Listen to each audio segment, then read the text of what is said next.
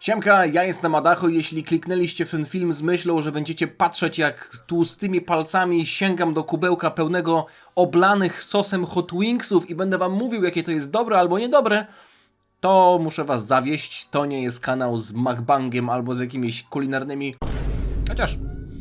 Chociaż tutaj się ugryzę w język. Są na moim kanale filmy o tematyce kulinarnej, ale oczywiście powiem wam, co sądzę na ten temat i kilka słów, które być może wykraczają poza aspekt gastronomiczny, to co się tyczy współpracy KFC z Dragon Ballem Z, bo tak sobie teraz myślę, przeglądając te wszystkie pytania, które wybrałem do kokła, że to jest temat, który wrzucę w tytuł. Natomiast oczywiście w filmie są rozdziały, więc jeśli chcecie sobie przewinąć, to możecie. Chcę zacząć od czegoś innego. Tak, to jest odcinek komentarzy, od których łysieję, ale chciałbym na początku się podzielić z wami pewną myślą. Miałem ostatnio sen. I to jest rzadkość, że mam sny odnośnie Dragon Balla i wydaje mi się, że to może dla was jest zaskoczenie. Nie śni mi się w ogóle Dragon Ball, nie śni mi się w ogóle anime. Nie pamiętam, kiedy ostatni raz miałem w ogóle sen z Dragon Balla, więc dla mnie to było duże zaskoczenie. Ale macie czasem tak, zresztą inaczej, wszyscy macie tak, więc nie muszę pytać, czy macie czasem tak. Podejrzewam, że wszyscy macie tak, że jak coś wam się śni, to wydaje wam się to niesamowite, a potem jak się budzicie i już na spokojnie patrzycie na to, co wam się śniło, to albo nie ma sensu, albo wcale nie jest takie niesamowite. I ja miałem ostatnio podobną sytuację. Sen tyczył się zapowiedzi styczniowej na Genki Damatsuri. 25 stycznia będziemy mieli ten wielki event, 2 duże projekty będą zapowiedziane związane z Dragon Ballem. Czy to będzie anime, czy to będzie film, czy to będzie remake starej serii, nie wiadomo. Wiadomo też, że będzie nowa gra. Ale generalnie śniło mi się to, co tam będzie zapowiedziane. Nie róbcie sobie nadziei. W momencie, w którym ja się obudziłem, bo się przebudziłem w nocy gdzieś tam koło 4, nie wiem w sumie nawet jaka była godzina, bo nie sprawdziłem na zegarek. Tak mówię na podstawie powiedzmy swojego biologicznego zegara, że to był środek nocy i pomyślałem sobie wtedy, ja pierdzielę, jak ja o tym mogłem nie pomyśleć. Muszę dzisiaj o tym nagrać film. Muszę o tym nagrać film, zanim ktokolwiek to powie i potem będzie, że ja przewidziałem, że 25 stycznia na Genki Damatsuri zostanie zapowiedziana druga część Dragon Ball Redline. No i rano wstaję i myślę sobie, kurwa, co to jest Dragon Ball Redline?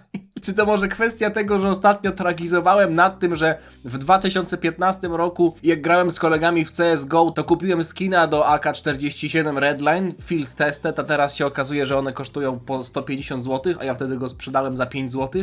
Może to jest kwestia tego, że odezwała się jakaś trauma, ale ja wiem, czym było to Dragon Ball Redline. Dragon Ball Redline to była seria, która oryginalnie była remake'iem Dragon Balla, tylko nie wiem dlaczego nazywała się Redline. Być może chodzi o to, że to było związane z Armią Czerwonej Wstęgi. A Dragon Ball Redline 2 nawiązywało do sagi Namek. I to był remake sagi Namek w nowym stylu animacji.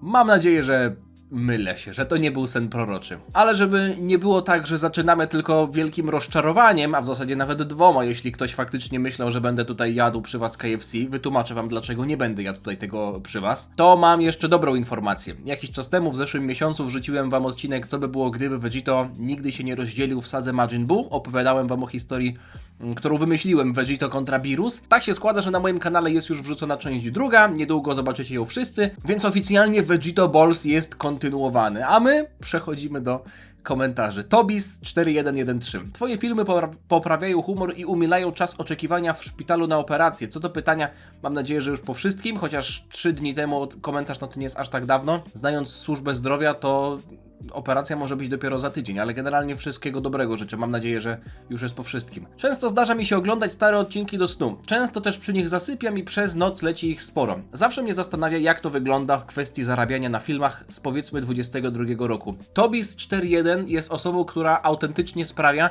że mam co położyć na talerz. Powiem wam o rzeczy, która...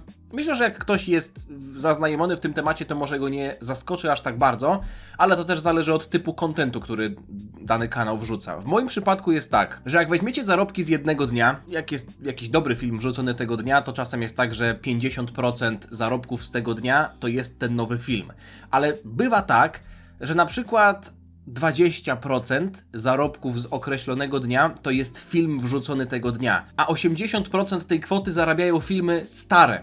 I to niekoniecznie sprzed tygodnia, czasem sprzed miesiąca, czasem sprzed roku, a czasem sprzed kilku lat. Więc oczywiście zależy od filmu, jaki wrzucę danego dnia, no bo to nie jest tak, że jak film się wrzuci i on zarobi coś jednego dnia i potem już nie zarabia. Nie, jest po prostu tak, że na lwią część zarobków składają się te zarobki, które wypływają z filmów nawet z 2022 roku, a czasem nawet starszych. Wiecie, to jest na przykład, nie wiem, złotówka dziennie, 2 zł dziennie, 5 zł dziennie, ale jeśli filmów takich jest więcej, no to się po prostu kumuluje, nie? Nazywam się Diego. No tutaj właśnie Diego zapytał o te promocje w KFC. We wtorek wchodzi promocja Dragon Ball do KFC. Czy zrobię test? Nie zrobię testu, chociaż przeszło mi to przez myśl. Nie zrobię go ze względu na to, że w moim mieście nie ma KFC, więc musiałbym jechać specjalnie do innego miasta. Jakby, nie zrozumcie mnie źle, nie jestem aż tak leniwy, żeby nie chcieć jechać do innego miasta tylko po to, żeby zrobić test.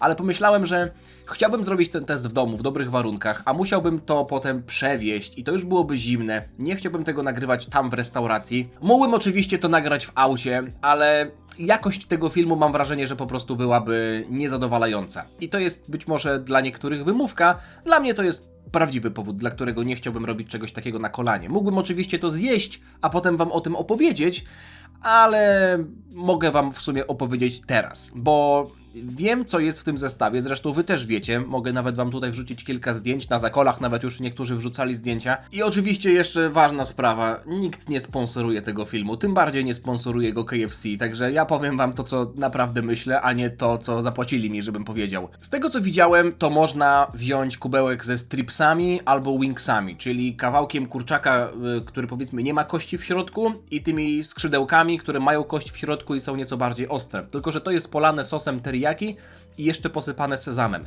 Ja mogę wam powiedzieć, że KFC, mimo tego, że nie jest to główna pozycja na moim menu, no z wiadomych względów, no nie mam tego pod nosem, ale jak miałem, to też starałem się jakoś szczególnie nie jeść tego typu jedzenia. No był taki okres w 20 czy 21 roku, że trochę częściej jadłem, no i się trochę ulałem. Ale to nie jest coś, z czego jestem dumny. Mimo wszystko, Hot Wingsy to jest chyba pozycja w KFC, którą jak już jem, to jem najczęściej, więc mogę wam powiedzieć, żeby mi smakowały. Chociaż nie wiem, jak smakuje ten sos, mogę się tylko domyślać, bo znam smak sosu teriyaki. Nie wiem tylko, czy w KFC wygląda on tak samo, w sensie smakuje tak samo. Natomiast nie podoba mi się to, że te Hot Wingsy i w ogóle te kawałki kurczaka są polane tym sosem. Ja wolałbym zrobić tak, żeby one były osobno, tradycyjnie, normalnie, a sos byłby obok i można byłoby sobie ewentualnie te Hot Wingsy w tym sosie maczać. Tylko rozumiem, że wtedy byłoby go prawdopodobnie mniej, no bo musiałby on być w jakimś małym pojemniczku. Kanapka, którą widziałem, są dwa rodzaje z tego, co widziałem kanapek. Nie wyglądają one dla mnie zachęcająco. Nie jestem fanem tego sosu, który tam jest. Nie jestem fanem... Nie wiem, czy tam nie było ogórków. Wydaje mi się, że chyba tam nie ma ogórków, chociaż w jednym filmie widziałem, to jakiś Niemiec nagrywał. Chyba wspominał o ogórkach, a może nie było ogórków. Generalnie nie jestem w stanie powiedzieć, jak smakuje ta kanapka, ale jeśli miałbym jeść ją w takim stanie, w jakim ona jest sprzedawana, bez wyciągania poszczególnych składników, to by mi ona raczej nie smakowała, ze względu na sos, więc to mogę wam powiedzieć z góry, bo wiem, jak smakuje ten sos. Kolejna sprawa to kulki serowe, które powiedzmy, że są całkiem średnie. To jest po prostu ser zapiekany w takiej panierce i jest to taka bomba tłuszczowa, która w sumie trochę nie ma smaku, przynajmniej w moim odczuciu. Więc jeśli miałbym sam sobie kupić ten zestaw, to prawdopodobnie nie byłbym do końca zadowolony. Ze względu na to, że są tam głównie rzeczy, które albo mi średnio smakują, a jak mi smakują tak samo jak na przykład te Hot Wingsy, to średnio mi się podoba to, że są polane sosem. A jeśli miałbym wyciągać coś tam z tego zestawu i oceniać go niepełnego, no to jaki jest sens oceniania? Więc już teraz mogę wam powiedzieć, jaka byłaby moja opinia na ten temat, jeśli chodzi o smak, bo wartości odżywcze, no to powiedzmy, że nie istnieją praktycznie absolutnie. Natomiast jest jedna rzecz, o której chciałbym powiedzieć, która cieszy mnie. Cieszy mnie fakt, że Dragon Ball, może niekoniecznie marka Dragon Ball, tylko w tym przypadku Dragon Ball Z, czyli anime, które już nie jest praktycznie istotne od, no, jeśli zaliczamy film Resurrection of F i film Battle of Gods, który był w zasadzie Resurrection of F było w 2015 roku, no to od 10 lat nie jest istotna ta marka, bo jeśli chodzi o anime, no to tam praktycznie od 96 roku to nie jest już istotne, ale generalnie Dragon Ball jako marka nawiązuje współpracę z dużymi innymi firmami i to jest coś, co mnie cieszy, bo zwróćcie uwagę na to, że jak Dragon Ball jakiś czas temu, tam parę lat temu nawiązywał współpracę z Fortnite'em, to oczywiście można o tym myśleć, co się chce. Można myśleć, że Fortnite to jest gra, która wam się nie podoba i Dragon Ball nie powinien być wrzucany do czegoś takiego, ale zwróćcie uwagę na to, że dzięki temu Dragon Ball jest dalej popularyzowany wśród oczywiście innego targetu trochę, albo inaczej, jeśli chodzi o wiek, no bo Fortnite to jest raczej gra dla dzieci. Nie oszukujmy się, są osoby oczywiście, które grają Fortnite'a i są powiedzmy w moim wieku, albo nawet starsze, ale nie chcecie mi chyba powiedzieć, że większość osób to są osoby starsze. Jak byłem na praktykach w podstawówce, to tam dzieciaki z 5. klasy robiły tańce z Fortnite'a. Nie sądzę, żeby dzieci w liceum robiły tańce z Fortnite'a, chociaż teraz może bym się zdziwił. Generalnie chodzi o to, że Dragon Ball powiedzmy otwierał się na inny rynek. Jakby łowił widzów gdzieś, gdzie na co dzień go nie było. I w przypadku ostatnich miesięcy mam wrażenie, że to z powrotem ruszyło. Minecraft to jest gra, czy wam się podoba, czy nie, jedna z największych gier na świecie. Być może nawet najpopularniejsza gra na świecie, albo na pewno top 3. No i mamy współpracę z Minecraftem. Oczywiście można mówić o tym, że gameplay jest taki albo i owaki, bo widziałem jak to wygląda i szczerze mówiąc wygląda to trochę biednie, już o tym się wypowiadałem, ale kolejna współpraca z KFC i to wszystko dzieje się przed Genki Damatsuri i po tej, no, domniemanie zakończonej albo jakkolwiek rozwiązanej w wojnie o prawa do marki, jaką jest Dragon Ball. I teraz chcę wam pokazać ten obrazek, który z jednej strony może nie budzi szczególnie nadziei, ale można go w sumie w pewnym sensie zrozumieć. Ten obrazek, na którym widzimy logo KFC i logo Dragon Balla Z, mnie najbardziej obchodzi to, co jest na samym dole, czyli powiedzmy te copyrighty, te wypisane podmioty, które dzierżą prawa autorskie. Bird Studio, oczywiście studio Toriyamy, Shueisha, czyli wydawnictwo mangi, no i Toei Animation, czyli studio animacji. Mamy logo KFC i mamy logo Toei. No i ja się zastanawiam, gdyby na przykład było tak, że Akio Ioku ze swoim Capsule Corp Tokyo, czyli tą swoją firmą, która chciała zajmować się takimi właśnie rzeczami, jak jakieś gadżety, współpracę, gry, anime, filmy, to mogliby być tam wypisani. Ale z drugiej strony, jeśli współpraca tyczy się Dragon Balla Z, to mamy tutaj podmioty, które są autorami Dragon Ball Z. Capsule Corp Tokyo istnieje od 2-3 lat, więc niemożliwe, żeby było autorem Dragon Balla Z, więc myślę, że pod tym względem jest to grafika, która jest zrozumiała, no bo Bird Studio, studio Toriyamy, Shueisha, oczywiście manga wychodziła spod ramienia Shueiszy, Toei Animation animowało Dragon Balla Z, więc to są faktyczne podmioty, które mają prawa do Dragon Balla Z, ale jeśli ktoś by mi powiedział, że Akio Ioku maczał w tym dipie swoje skrzydełko, to bym mu uwierzył i nawet bym się nie zdziwił. Oczywiście nie jest tutaj wypisany, ale być może to jest myślenie życzeniowe. Być może Akio Ioku nie mógł maczać w tym swojego skrzydełka, swojego Hot Wingsa, no bo on nie ma prawa decydować o tym, co się dzieje z Dragon Ballem Z, skoro nie ma do niego praw. Ale kto wie, jak to wygląda? Po prostu chodzi mi o to, że Dragon Ball nawiązujący tak duże współprace jak KFC i Minecraft, październik, listopad, 2-3 miesiące przed tym, jak mamy mieć duże ogłoszenia związane z Dragon Ballem, to nie jest coś, na co ja patrzę w kontekście lubię KFC, nie lubię KFC, zjem, nie zjem. To jest coś, na co ja patrzę w kontekście budowania marki, przypominania ludziom o Dragon Ballu, bo zaraz dostaniemy coś dużego. Być może się nakręcam niepotrzebnie, ale moim zdaniem za tym idzie coś więcej i patrząc na to, o czym wam mówiłem ostatnio, że w środku Tokio otwiera się sklep Dragon Ballowy, olbrzymi sklep, który jest w 100% poświęcony Dragon Ballowi, dużo się zaczyna dziać. I myślę, że gdyby było tak, że ogłoszą coś małego, to po co coś takiego robić? Tak naprawdę większy marketing w kontekście Dragon Balla jest teraz, niż był przed premierą Dragon Ball Daima. Przecież jak Dragon Ball Daima było już zapowiedziane, to byśmy mieli 3-4 miesiące ciszy i żeśmy zastanawiali się w sumie, co oni odpierdalają. Dlaczego jest tak, że mamy informacje na temat nowego anime i oni nic o tym nie mówią. Teraz myślę, że albo wyciągnęli wnioski, może Akio Ioku faktycznie tutaj w tym wszystkim pomaga i jego Capsule Corp Tokyo, a może po prostu jest tak, że rzeczy, które usłyszymy w styczniu na Genki Damatsuri będą większe niż Dragon Ball Daima. Tego wam i sobie życzę. Adik mocny, prolog. Trochę na zasadzie okej, ale to ty dzwonisz. Chcę, by twa osoba... Tutaj kilka miłych słów w moim kierunku, ale przeczytam, niech będzie. Twa osoba była świadoma, iż niesamowicie wdzięczny jestem za to, co robisz, to jest za prowadzenie tego kanału. Nie wiem, jak się odnosisz w stosunku do tego typu porównań, ale po Bukim, którego koniec końców nie udało się wrócić, mój inner nerd żył z poczuciem pustki, choć nie zawsze jego poglądy w kwestiach typu opinia Rycka nie zgrywały się. Aż tu nagle YouTube uznał, że it's about time...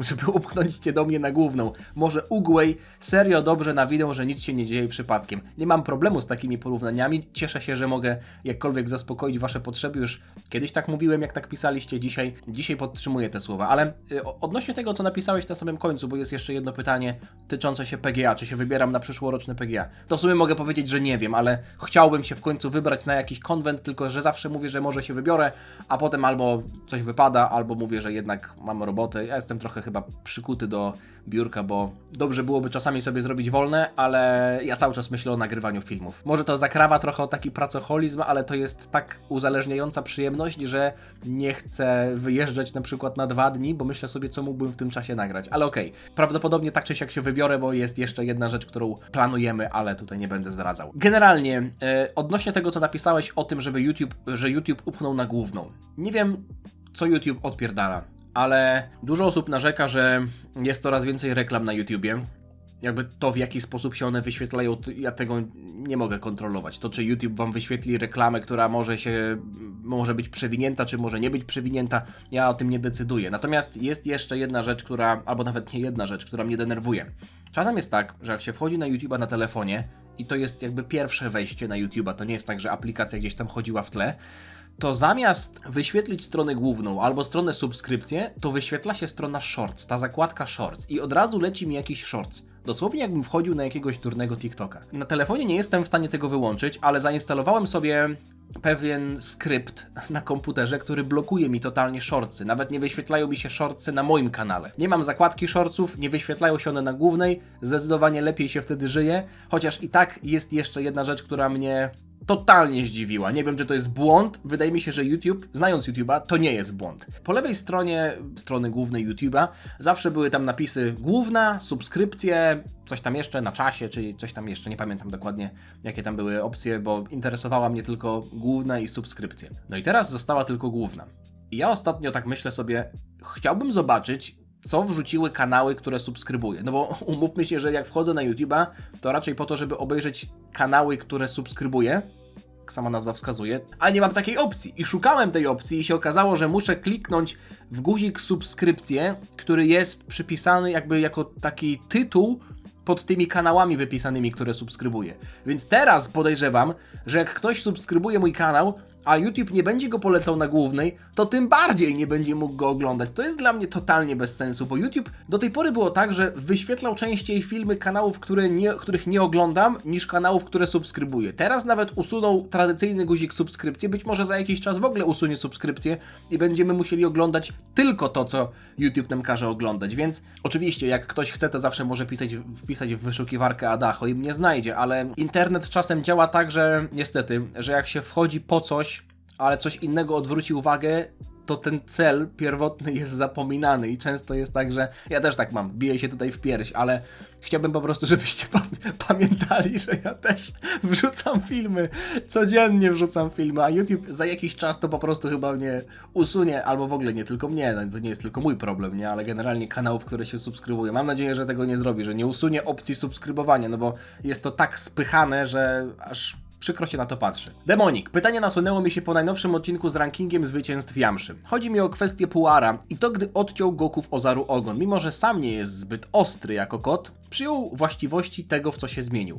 Czy możemy więc przyjąć, że gdyby zamienił się w Kachi-Kachiny, to byłby tak samo wytrzymały jako najtwardszy surowiec we wszechświecie?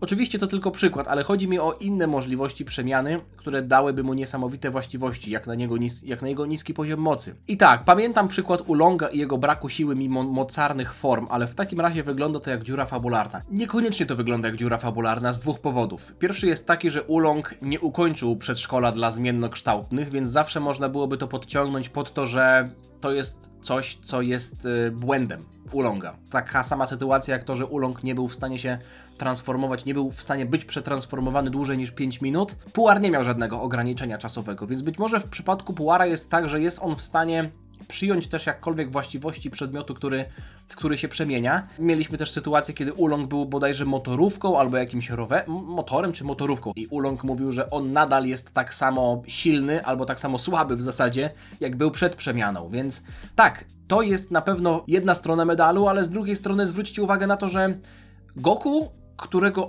ogon został odcięty w klasycznym Dragon Ballu na samym początku, oczywiście mowa tutaj o Ozaru Goku, to był Goku, który nawet nie był świadomy tego, po co mu jest ten ogon. Nie był on w ogóle wytrenowany, więc biorąc pod uwagę, że ogon w przypadku Saiyan jest tym słabym elementem i nawet za jakiś czas później ogon był słabym elementem, nawet w przypadku Radica na początku Saiyan Sagi ogon był słabym elementem, to czy jest dziwne myśleć, że tamten ogonek był po prostu bardzo, bardzo delikatny? Okej, Goku mógł być silny, ale zwykłe nożyczki byłyby w stanie go przeciąć? Więc Puar, zmieniając się w nożyczki, nadal był tym samym Puarem, który przyjął kształt nożyczek, ale był on na tyle silny, że mógł po prostu ten słabiutki ogon odciąć. Może wyglądało to w taki sposób, a może faktycznie jest tak, że Puar jest w stanie zmieniać się w Kachikachin i być najtwardszy we wszechświecie?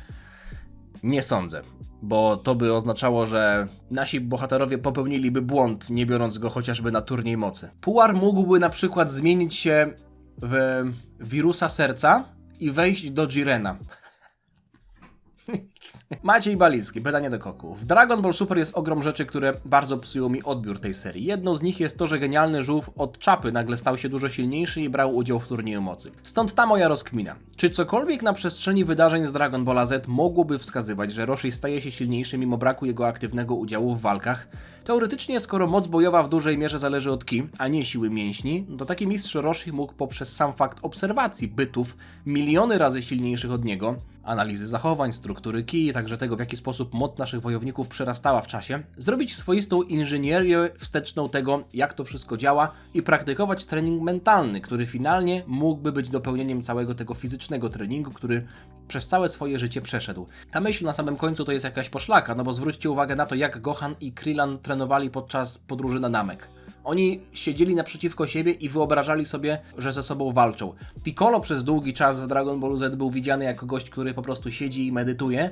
Vegeta nawet w Dragon Ball Super Hero wydawało się, że medytuje, więc tak, myślę, że w przypadku Roshiego tak to mogło wyglądać, że oczywiście mieliśmy kwestię tego, że on przed turniejem mocy trochę potrenował, no ale umówmy się, to była za duża przepaść, żeby z poziomu początkowego albo końcowego w zasadzie Dragon Balla klasycznego, bo tam już Roshi nie trenował, nie? Przeniósł się na poziom końcówki Dragon Balla Super. To nie jest fizycznie możliwe, zwłaszcza dla ziemianina. Ale myślę, że ten trening mentalny to jest coś, co moglibyśmy tutaj podciągnąć. Oczywiście to też jest nadal naciągana teoria, ale jeśli zwrócilibyśmy uwagę na to, w jaki sposób Roshi walczył, to czy w sumie jest to aż tak totalnie nie do uwierzenia? Bo Roshi walczył z Jirenem w bandze. To jest mocny widok, tylko że on tam większość tych ciosów unikał. No i oczywiście jego ciało potem też doszło do swojego limitu, jeśli chodzi o wytrzymałość, więc tę walkę przegrał, ale często widzieliśmy Roshiego, który skacze między nogami przeciwników, albo wykorzystuje fakt, że oni są wytrąceni z balansu. Mogę podać przykład z prawdziwego życia. Może to jest zdecydowanie zbyt przerysowany przykład, znaczy w sensie ten Dragon Ballowy byłby zbyt przerysowany, ale czy na pewno? Trenowałem judo, dobrze o tym wiecie. I tam Kuzushi, tak zwane, to jest jeden z głównych elementów poprawnie wykonanej techniki, no w przypadku stójki, czyli rzutu na przykład, nie? Czyli wychylenie tak zwane. W momencie, w którym przeciwnik wasz stoi twardo na stopach i waży na przykład 100 kg, jest ciężko go pchnąć, jest ciężko go załadować sobie na plecy, jeśli chcemy go rzucić.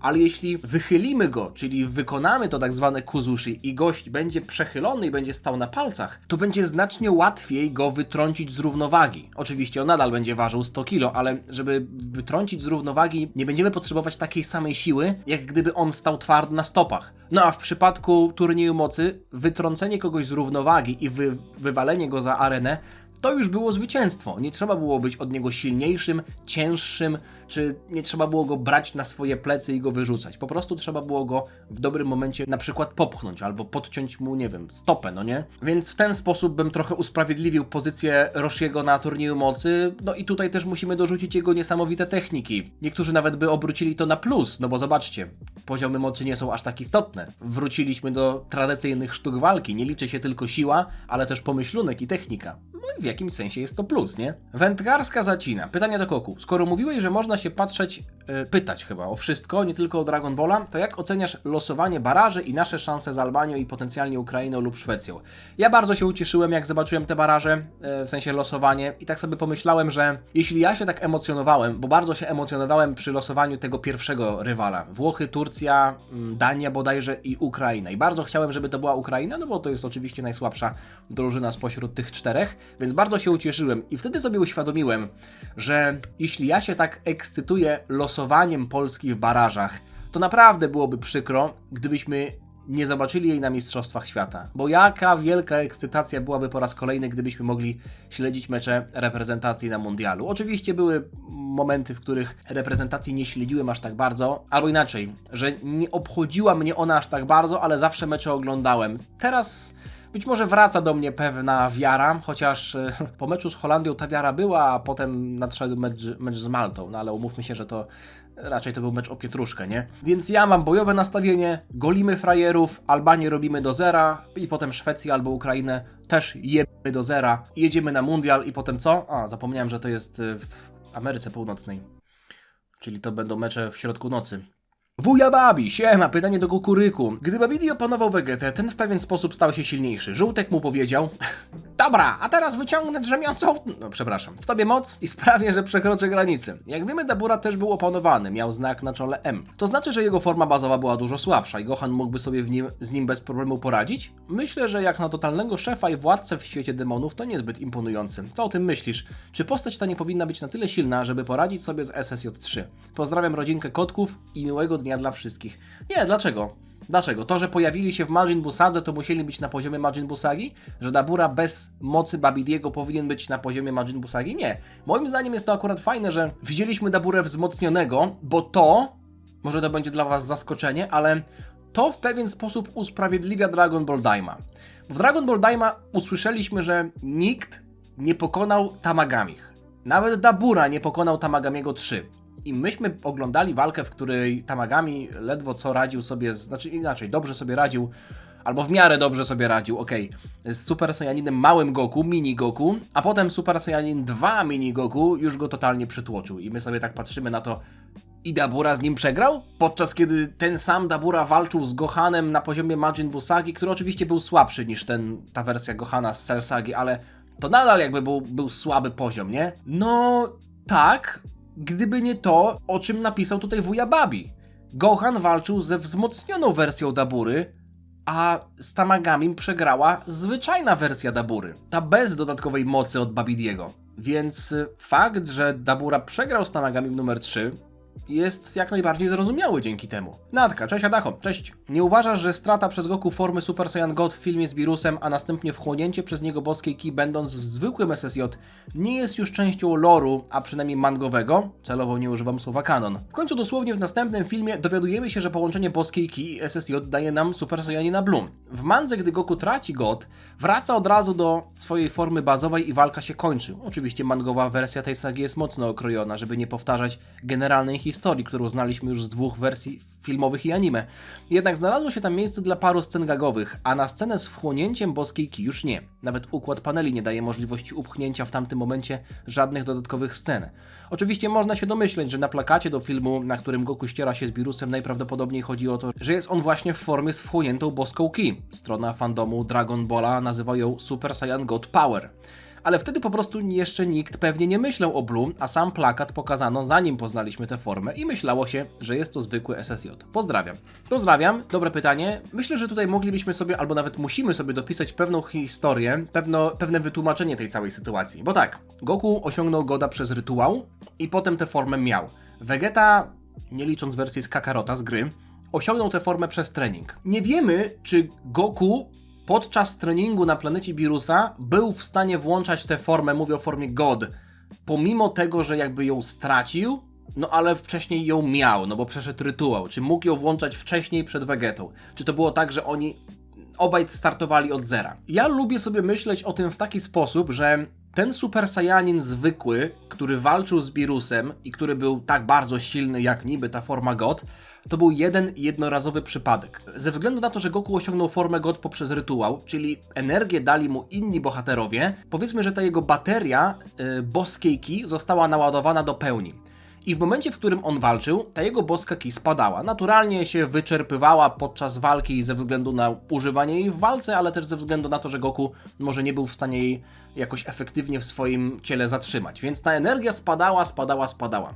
I w momencie, w którym osiągnęła tak niski poziom, że Goku nie był w stanie już utrzymać formy Super Saiyanina Goda, to nie było tak, że ta energia zniknęła totalnie z jego ciała. Ona w nim była, tylko nie umożliwiała mu włączenie tej transformacji. Więc potem jak Goku włączył Super Saiyanina, to on nadal w sobie miał resztkę tej boskiej ki, która naturalnie wzmacniała go, tylko że nie pozwalała mu transformować się dalej.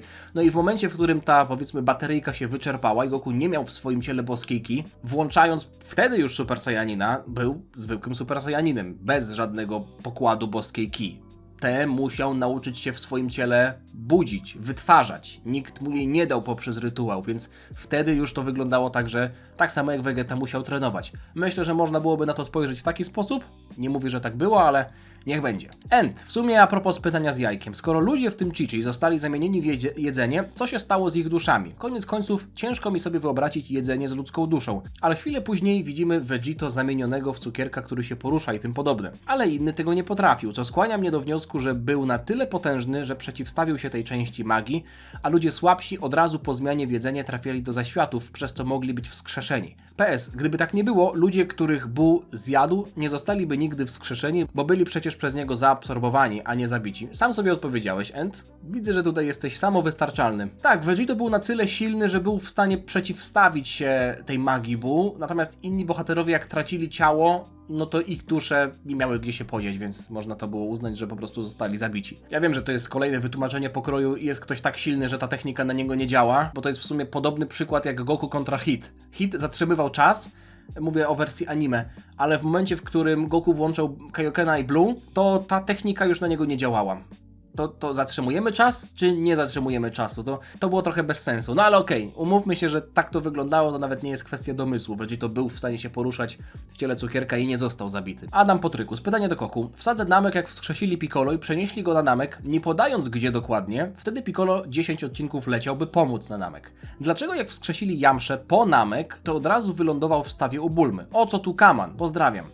To jest wersja animowana. Myślę, że tutaj to jest pewne niedopowiedzenie ze strony Toei, bo w mandze to wyglądało tak, że Yamcha, Tenshin, Hanchaotsu zostali wskrzeszeni na off-screenie. W sensie narrator o tym opowiedział i nie widzieliśmy momentu, w którym oni się pojawiają gdzieś na ziemi, no bo teoretycznie powinni się pojawić tam, gdzie są, czyli ich aureola, powiedzmy, powinna zniknąć i to tyle. Tak samo jak było w przypadku Goku, kiedy w Majin Busadze starszy Kaioshin dawał mu swoje życie. Goku zaczął żyć, a nie pojawił się na Ziemi ani na planecie Króla Kaio, gdzie oryginalnie 7 lat temu zginął. Sztuczna inteligencja oczywiście tutaj też mi próbuje podpowiedzieć, zaproponowała odpowiedź: życzenia załatwia smok, więc to on decyduje, gdzie kto wyląduje. No tak, Porunga zadecydował, że jak na przykład wskrzeszał Piccolo, no bo to życzeniami Porungi Piccolo na Namek został wskrzeszony na planecie Króla Kaio, a drugim życzeniem trzeba było go przenieść na Namek i został przeniesiony po drugiej stronie Namek. Ale w momencie, w którym Porunga wskrzeszał Yamszę i Tenshinhana i Chaotsu w anime,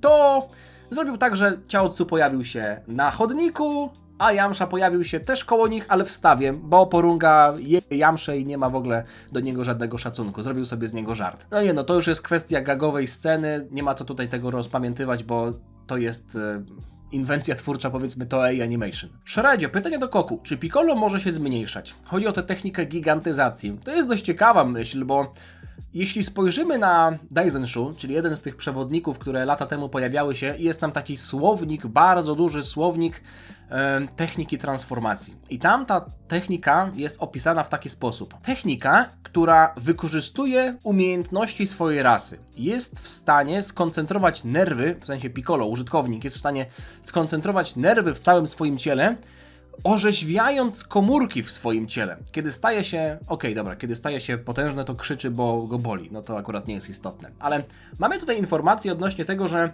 technika gigantyzacji polega na koncentrowaniu nerwów i ożywianiu komórek w swoim ciele.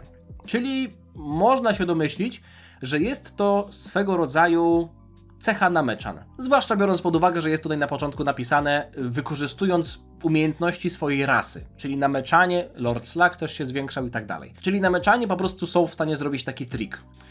Ale to nie jest kwestia tylko i wyłącznie fizycznych umiejętności nameczan. No bo jeśli to nie byłaby w żadnym stopniu magia, to dlaczego ubrania Piccolo też by się zwiększyły? To jest jedna sprawa. A druga sprawa jest taka, jeśli to jest kwestia tylko i wyłącznie nameczan, to dlaczego Android 7.3 w sadze Moro też był w stanie się zwiększyć? On nie jest nameczaninem. Oczywiście, uproszczamy tutaj, 7.3 był w stanie kopiować umiejętności rasy, więc być może też kopiował DNA Piccolo, które było mu potrzebne do wykonania tej techniki, ale jego ubrania też się zwiększały, więc ja jestem w stanie raczej stwierdzić, że to jest umiejętność w jakimś stopniu magiczna. A jeśli Piccolo i reszta są w stanie się zwiększać za pomocą magii, to dlaczego nie byliby w stanie się też zmniejszać za pomocą magii? Oczywiście siła pewnie pozostałaby taka sama, a może nawet byłaby mniejsza, no bo nie miałaby ona się gdzie mieścić. To tak jakbyście na przykład mieli litr wody w litrowej butelce i to jest normalny Piccolo. Kiedy butelka zwiększy się do 5 litrów, jakby swoją pojemność, no to wody nadal będzie litr i ona się tam zmieści. Ale jeśli Piccolo miałby się zmniejszyć i na przykład stałby się butelką, która miałaby 300 ml, no to ten litr wody też musiałby się zmniejszyć i wtedy jego ki mogłaby być mniejsza. Więc zwiększanie ciała nie zwiększa ki, ale też go nie zmniejsza, a może zmniejszanie ciała zmniejszyłoby ki. I dlatego Piccolo tego nie robi. Templar.pl. Pytanie do Goku. Czy miałoby to sens, gdyby Future Trunks po pokonaniu Zamasu zabrał ze sobą smocze kule Dendiego i w swojej linii czasowej ożywił dobrych i swoich znajomych zabitych przez androidy, a potem Goku Blacka i Zamasu? Czemu miałby go tam Goku Blacka ożywiać i Zamasu? W zasadzie nie miałoby to sensu, kogokolwiek nie chciałby ożywiać, bo jakby zabrał smocze kule Dendiego do swojej linii czasowej, to by one nie były aktywne, no bo stwórcy nie byłoby w tamtym świecie, no nie? Fifonowski, Koku, dwie duże luki fabularne. Pierwsza, Kibito Shin na Namek mówi, że nie ma siły przenieść Dendiego do Goku, mowa tutaj o sytuacji z Genkidamą. Po czym minutę później Goki pokonuje Buu i Kibito Shin pojawia się obok Goki. To prawda, jest to dziwne, mamy faktycznie to nawet w mandze narysowane, że Kibito Shin mówi: nie mam siły przenieść się Dendi do Goku, bo jestem już zmęczony. Goku pokonuje Buu, chwilę później Kibito Shin uśmiechnięty teleportuje się z Dendim. It's a prank. Może się po prostu bał, ostrał gacie i nie chciał się wtrącać w robotę. Nie, myślę, że to po prostu dziura fabularna i to tyle. Bo to nie było tak, że tam od jednego momentu do drugiego minęło 15 minut, że Kibito Shin mógłby odpocząć. Tam nie mieliśmy żadnego wielkiego timeskipu, to dosłownie było 30 sekund. Buu wychodzi z komnaty czasu. Gotenks wychodzi może minutę później. Jakim cudem Buu zdążył zabić wszystkich? Przecież to byłaby jakaś mikrosekunda.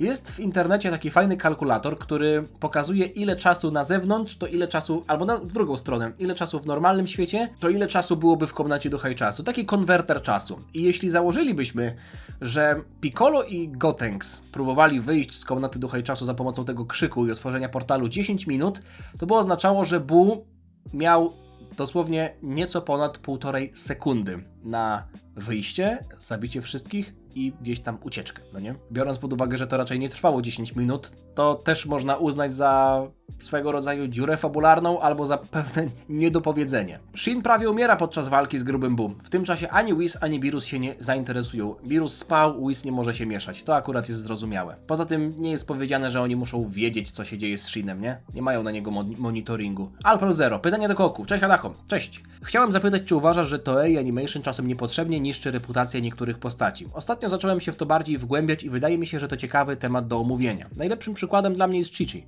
Czy nie sądzisz, że Toei przejaskrawiło ją do granic i zrobiło z niej toksyczny stereotyp zrzędliwej żony matki? W anime ma więcej czasu ekranowego niż w mandze, ale większość tych scen działa na jej niekorzyść, szczególnie w pierwszej połowie Zetki. Dopiero po sadze Cella i Buu zaczęli ją uspokajać i przybliżać do wersji Toriyamy. No i zmienili jej podejście do nauki w całą osobowość, choć w mandze to tylko jedna z jej cech, a nie definicja postaci. Przez te zmiany wielu fanów jej nie znosi, mimo że Toriyama pisał ją z myślą o komedii, a nie jako postać do hejtu. Inne postacie, które są także dobrym przykładem, to Roshi, czy nawet Sanji z One Piece. Jak ty to widzisz? Czy Toei faktycznie psuje wizerunek niektórych postaci? Czy może to tylko kwestia odbioru fanów? Pozdrawiam i życzę miłego dnia. Oczywiście, że tak, no bo chociażby kwestie dialogowe, które pojawiają się w anime, no to jest kwestia studia animacji. Oczywiście często jest to robione w dobrej wierze, albo w takiej wierze musu pewnego, no bo jeśli szliby 1:1 z materiałem z mangi, to anime tak szybko dochodziłoby do mangi, że manga by nie wyrabiała z dostarczaniem materiału źródłowego, więc te sceny walki są przeciągane poprzez jakieś dodatkowe elementy, sceny życiowe są rozbudowywane o jakieś dialogi, czy powiedzmy takie fragmenty historii, które się nigdy w mandze nie wydarzyły i one mogą, tak jak napisałeś, przejaskrawiać trochę te cechy.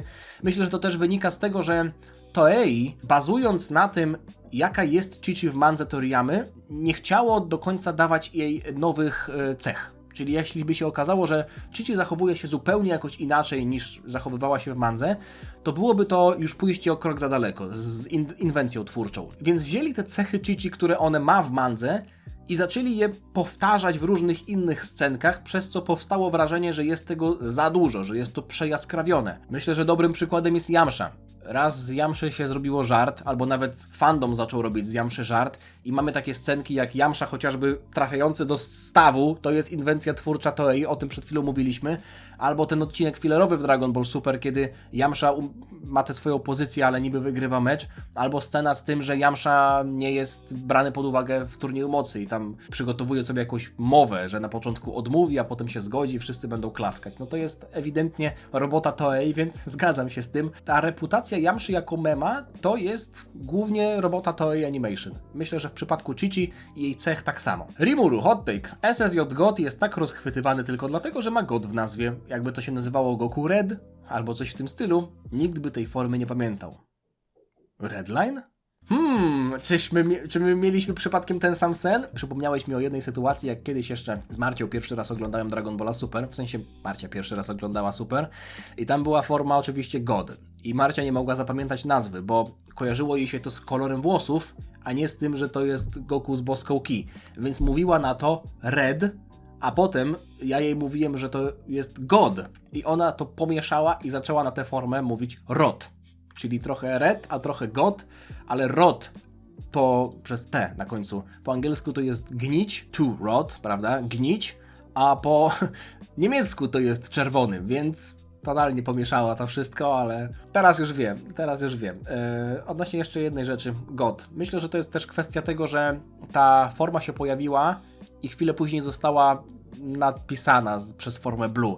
I myślę, że tutaj jest kilka powodów, dzięki któremu forma God jest popularniejsza niż forma Blue. No bo forma Blue też ma niby nazwę, jakby słowo God w swojej nazwie, tej prawdziwej. Super Saiyan God, Super Saiyan. Oczywiście ona jest głupia, ale niby jest słowo, no nie? To jest kwestia tego, że Blue było za dużo i myśmy jako fani, mówię za siebie, ale myślę, że też tak było w przypadku innych osób, chcieli po prostu zobaczyć coś innego, nie tylko Super Saiyanina i Blue, SSJ i Blue. Też drugą kwestią jest to, że forma God była na turnieju mocy świetnie rysowana.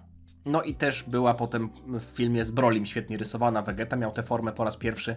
Więc myślę, że to jest kwestia takich okoliczności, które może nie tyczą się stricte tego, że to jest forma boska, bo mamy też inne formy boskie, które są mniej lubiane. Blue chyba jest tutaj właśnie najlepszym przykładem, czy może nawet forma Rose. Jeśli mielibyśmy porównać chociażby God i Blue, God jest ciekawszy. Wygląda ona trochę inaczej. Oczywiście też to jest rekolor włosków, ale są to włosy w formie bazowej, więc jest tutaj sugestia, że to nie jest zwykła transformacja, plus ta aura ognista też wygląda lepiej. No i nawet bym powiedział, że te chude mięśnie też jest to coś nietypowego, więc może to jest kwestia popularności tej formy, ale raczej bym tu stawiał na to, że jej po prostu długo nie było i ludzie się za nią stęsknili, patrząc cały czas na Blue, zwłaszcza po sadze Future Trunksa, gdzie mieliśmy tego w Blue, Vegeta w Blue, Rosę, który jest Blue, Trunks ma niebieskie włosy, Bulma ma niebieskie włosy, już dajcie coś innego. Tyle ode mnie.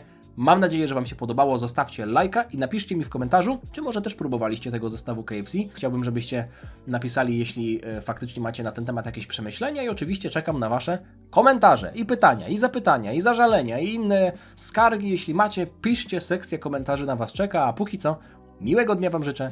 Zostawcie suba, żeby niczego nie przegapić i widzimy się niebawem. Konkretnie to stream jeszcze, miałem powiedzieć o tym, ale zapomniałem. Stream z Bleacha. Normalnie niedziela 18, czyli pojutrze. Niedziela 18 na Kiku. Zapraszam. Diana.